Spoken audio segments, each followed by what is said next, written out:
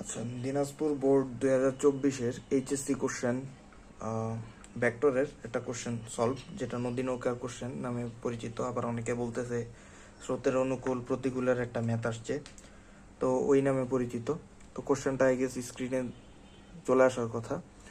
তো সবাই একটি স্ক্রিনশট নিয়ে নিলে প্রথম থেকে মানে দেখতে সুবিধা হবে। আচ্ছা, তো আমরা এটা সলভ করা স্টার্ট করি। ওকে, তাহলে ফার্স্টে হচ্ছে গ নাম্বার ম্যাথটা সলভ করব। তো গ নাম্বার ম্যাথ দেখি কি অবস্থা। তো গ নাম্বারের আগে উদ্দীপকটা একটু পড়ে দেখি যে এখানে কি বলছে। তো স্রোতের অনুকূলে নৌকার বেগ হচ্ছে 20 কিলোমিটার পার আওয়ার, আর স্রোতের প্রতিকূলে নৌকার বেগ হচ্ছে 10 কিলোমিটার পার আওয়ার। নদীর বিস্তার এখানে দেওয়া আছে 2 কিলোমিটার। ঠিক আছে, তাহলে এগুলাতে যদি আমাদের চিত্র নাও দেওয়া থাকতো, তাও আমাদের কি চিত্রটাকে ভিজুয়ালাইজ করে নিতে হতো। ঠিক আছে, তো এই যে এখানে আমাদের ডাটাগুলো দেওয়া আছে। ঠিক আছে, তো কোশ্চেনটা আই গেস সবাই পড়ে ফেলার কথা। তো ঠিক আছে, তো এখানে স্রোতের অনুকূল এবং প্রতিকূল বলতে কি কথাটা বলা হয়েছে, এখানে আর কি একটু আপেক্ষিকতার কনসেপ্টের একটু সাহায্য নেওয়া হয়েছে আর কি।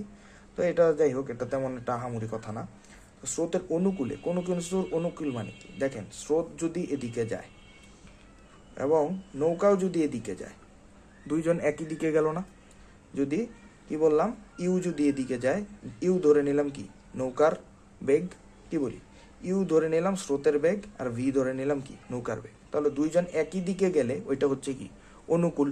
তাহলে এই যে দুইজন একসাথে গেলে হয় কত 20। আর যদি দুইজন দুই দিকে যায়, একজন যায় এদিকে একজন যায় এদিকে, তাহলে হয় কত 10। এই কথাটা এখানে বলা হয়েছে। তো দুইজন বিপরীতমুখী যাওয়া মানে কি ভি মাইনাস ইউ ইকুয়াল 10 হওয়া, ঠিক কিনা? আর যদি দুইজন একই দিকে যায় তাহলে ভি প্লাস ইউ ইকুয়াল 20 হওয়া, ঠিক কিনা? তাহলে এখন আমরা এই জিনিসটা আই গেস বুঝতে পারার কথা। এখন জাস্ট আমরা কি করব, যে এই দুইজনের দুইটা সমীকরণ পেলাম না, এই দুইজনকে আমরা যদি সলভ করি কি হবে, 2v ইকুয়াল হবে 30। তো এখান থেকে আমরা ভি পেয়ে যাব কত 15, আর আমরা ইউ পাবো কত 5। ঠিক আছে, তো আমরা ভি এবং ইউ পেয়ে গেছি। তো এখন আমরা এরপর আমাদের গ নাম্বার কোশ্চেনটাতে আমরা চলে যাই। গ নাম্বার কোশ্চেন এবার কি চাইছে, গ নাম্বার কোশ্চেনে চাইছে হচ্ছে এ হতে সোজা অপর পারের বি বিন্দুতে পৌঁছাতে কোন দিক বরাবর নৌকা চালাতে হবে। তাহলে আমি চিত্রটা যদি এখানে একটু সাইডে আঁকি, তাহলে আমি এ থেকে কি করছি বিতে পৌঁছাইতে চাই। এখন আমাকে স্রোত হচ্ছে ধরে নিলাম এই বরাবর আমাকে টানতেছে। তাহলে অবভিয়াসলি আমার এখান থেকে যদি এই বিন্দুতে পৌঁছাইতে হয়, তাহলে আমাদের কি করতে হবে, হালকা স্থূল কোণে রওনা করতে হবে। এখন এই যে কত কোণে রওনা করতে হবে, এটাই আমাদের এখন বের করতে হবে। মানে আলফা ইকুয়াল হোয়াট, এই কোশ্চেনের মূল মোটিভ। ওকে, তাহলে আর নৌকার বেগটা কোন দিকে চলবে স্যার, ভি বরাবর চলবে। এটা হচ্ছে আমাদের এ, এটা হচ্ছে আমাদের বি। ওকে, তাহলে এখন আমাদের এই স্থূল কোণের কনসেপ্ট অনুযায়ী আমরা বলতে পারি যে cos alpha equal minus minus u by v. এখন স্যার এই সূত্র থেকে আসছে, কিভাবে আসছে, এটা একটু যদি আপনি বলেন যে এখন বোঝাই দিতে, তাহলে এখন ভিডিওটা লম্বা হয়ে যাবে। আমি ভিডিওটা লম্বা করতে চাচ্ছি না, আমি এগুলো থিওরি ক্লাসে কভার করে দিব ইনশাল্লাহ। তো এখন জাস্ট আমরা আলফা ইকুয়াল তাহলে কি হবে cos inverse u divided by v. তাহলে কজ ইনভার্স কি হবে, ইউ এর মান কত আমরা পেয়ে আসছি বলেন তো, -5 ডিভাইডেড বাই 15। তাহলে আলফা এর ভ্যালু আমরা যদি ক্যালকুলেটরে বসাই কত আসার কথা, ক্যালকুলেটরে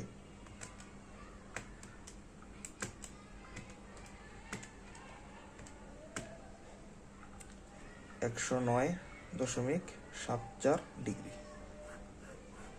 এটা কি আমাদের এই কোণে কি করতে হবে, রওনা করলে আমরা বি বিন্দুতে গিয়ে পৌঁছাতে পারবো। আই গেস বুঝে ফেলার কথা। এখন আমরা ঘ নাম্বারের কোশ্চেনটা করব। ঘ নাম্বারে জানতে চাইছে যে নদী পার হওয়ার জন্য নৌকাটি যদি এ হতে সোজাসুজি রওনা করতো, তাহলে নদী পার হতে পূর্বের চেয়ে কত সময় কম বা বেশি লাগতো। তাহলে এখানে দুইটা কেস, আমি একবার কি করছি নৌকা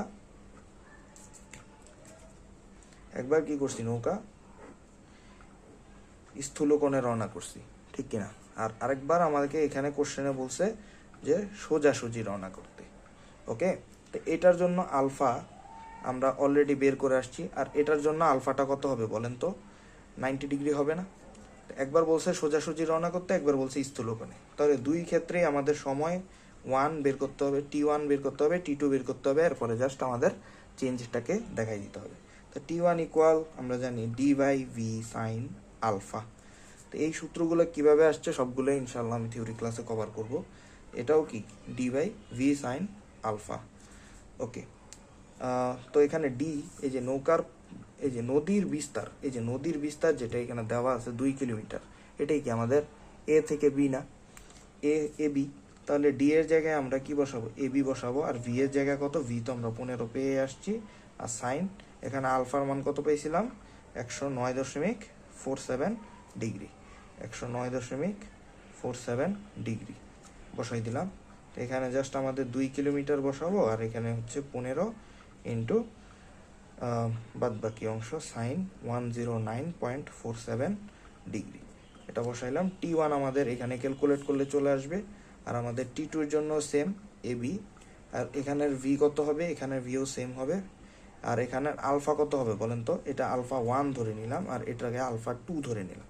আলফা 2 কত হবে? 90 ডিগ্রি। সাইন 90-র ভ্যালু আমরা সবাই জানি কত বলেন তো? 1। তাহলে এটা কত হবে? 2 ডিভাইডেড বাই জাস্ট 15। তাহলে এখান থেকে আমরা জাস্ট যদি ক্যালকুলেট করে আনি, 2 ডিভাইডেড বাই 15, 0.133 আওয়ার। এখন আর হচ্ছে এই পাশেরটা যদি আমি করি, 2 ডিভাইডেড বাই 15 ইন্টু সাইন 109.47। ওকে, এখানে আসতেছে 0.141 আওয়ার। তো এগুলা যেহেতু দশমিকে চলে আসছে, তাহলে এগুলাকে মিনিটে নিয়ে নেওয়া বেটার হবে। তো এখানে মিনিটে নিলে 8.48 মিনিট আসে।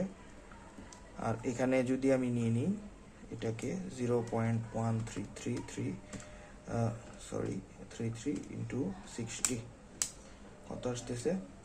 7.98 মিনিট। তাহলে অবভিয়াসলি এখানে যে কোশ্চেনে যেটা বলছে যে নদী পার